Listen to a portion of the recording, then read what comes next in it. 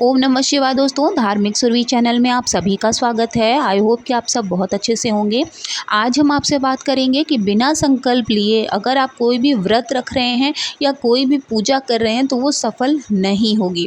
दोनों ही स्थिति में, जब आप व्रत रख रहे हैं या आप बिना व्रत के पूजा कर रहे हैं, दोनों स्थितियों में आपको संकल्प लेना ज़रूरी होता है। हाँ, बस प्रतिदिन के संकल्प में और जिस दिन आप पूजा करते हैं उसके संकल्प में अंतर होता है। तो पहले बात कर लेते हैं, जिस दिन आप व्रत रखते हैं उसमें कैसे आपको संकल्प लेना है।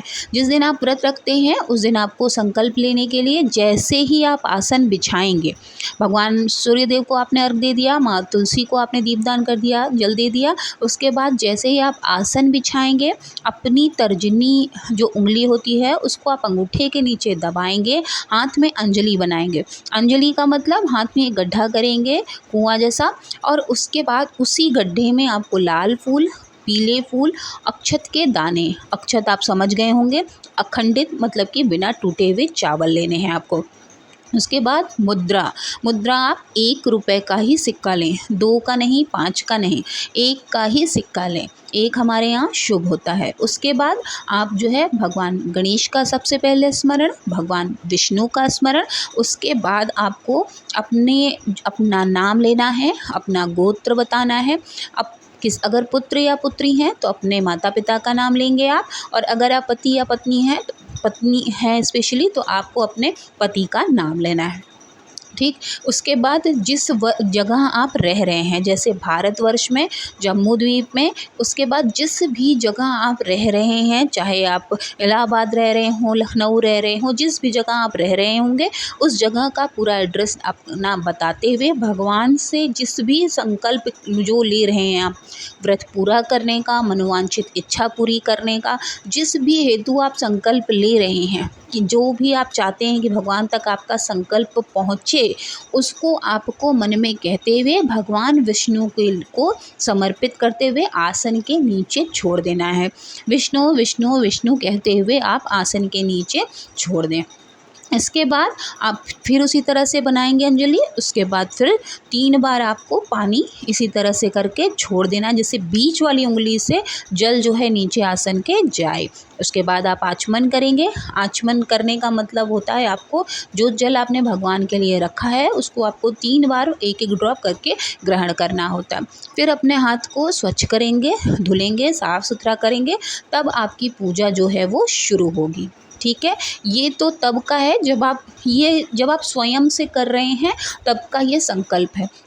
नहीं तो अगर कोई ब्राह्मण अगर आपको कराता है तो संकल्प के लिए भी बहुत बड़ा सा एक दोहा होता है जिसको बोलना ज़रूरी होता है जब वो बुलवाते हैं। लेकिन क्योंकि हर कोई, देखिए, मंत्रोच्चारण भी अगर आप शुद्ध कर पाते हैं तो ठीक है, क्योंकि अगर त्रुटि होती है तो वो एक्सेप्टेड नहीं होता। ठीक है, तो गलती करने से अच्छा है कि आप उसको ना करें, क्योंकि ये जो मंत्रोच्चारण है संकल्प लेने का वो थोड़ा सा कठिन है। इसलिए आप भगवान गणेश को, भगवान विष्णु को जो है स्मरण करते हुए आप अपने आसन के नीचे जल छोड़ दीजिए। ऐसा आपको जब आप व्रत रखते हैं तब करना है।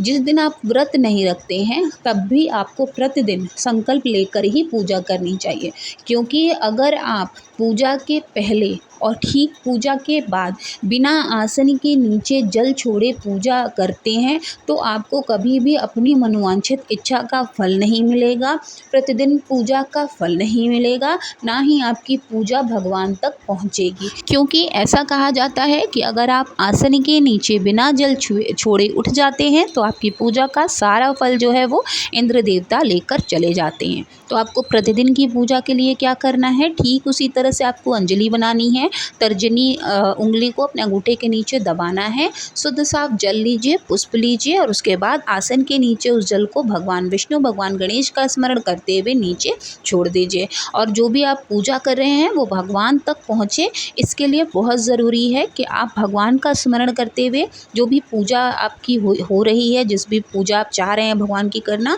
तो वो स्वीकार कर लें आपकी पूजा, ऐसी मनोकामना कहते हुए वापस उसको उसी तरह आपको संकल्प लेना है। अपना नाम, अपना गोत्र, पिता या पति का नाम देते हुए, जिस जगह आप रह रहे हैं उसका नाम देते हुए, अपनी पूजा को सफल करने के लिए, प्रतिदिन आप मनोकामना नहीं मांगते, पूजा को सफल करने के लिए, भगवान तक पहुंचाने के लिए आसन के नीचे आप ओम विष्णु विष्णु कहते हुए नीचे आसन के जल छोड़ दें। ठीक है। इसके बाद आप एक पात्र में एक गेंदे का फूल और जल करके रख लें। जब पूजा आपकी संपन्न हो जाती है, पूजा संपन्न होने के बाद भी आसन के नीचे ओम इंद्राय नमः, ओम इंद्राय नमः, ओम इंद्राय नमः करके आप आसन को भी प्रणाम करेंगे और धरती माँ को भी आप प्रणाम करके ही पूजा करने के बाद उठेंगे। तब जाकर आपकी जो पूजा है वो सफल होती है। तो ये बहुत छोटी सी वीडियो थी आपकी जानकारी के लिए।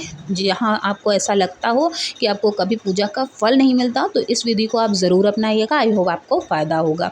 मिलेंगे नेक्स्ट वीडियो में, तब तक के लिए ओम नमः शिवाय, जय माता दी।